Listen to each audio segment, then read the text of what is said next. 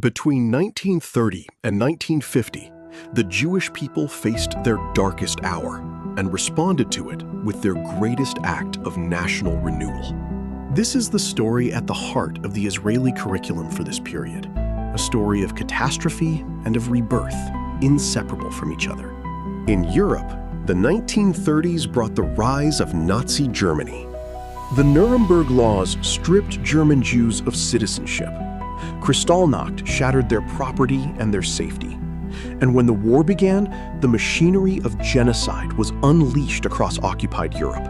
6 million Jews were murdered in the Holocaust, the Shoah, in death camps and mass shootings, in ghettos and in gas chambers.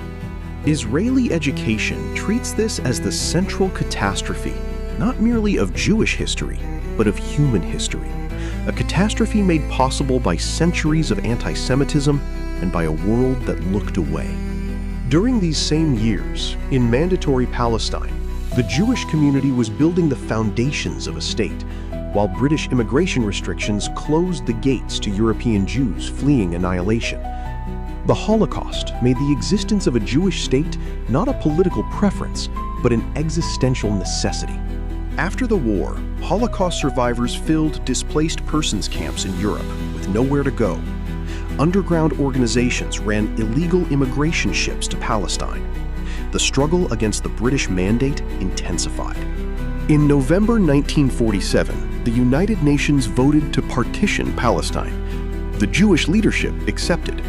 The Arab states and Palestinian Arab leadership rejected the plan and declared war. On May 14, 1948, David Ben-Gurion proclaimed the State of Israel. The next day, the armies of 5 Arab states invaded. Israel survived. In the Israeli educational narrative, this survival, achieved by a people who had lost a third of their number to genocide just 3 years before, is a near miraculous act of national determination. The founding of the state is the answer to the Holocaust.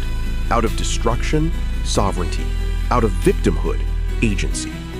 The 20 years from 1930 to 1950 are thus taught as a single continuous arc, from the darkness of European persecution through the catastrophe of the Shoah to the light of national independence.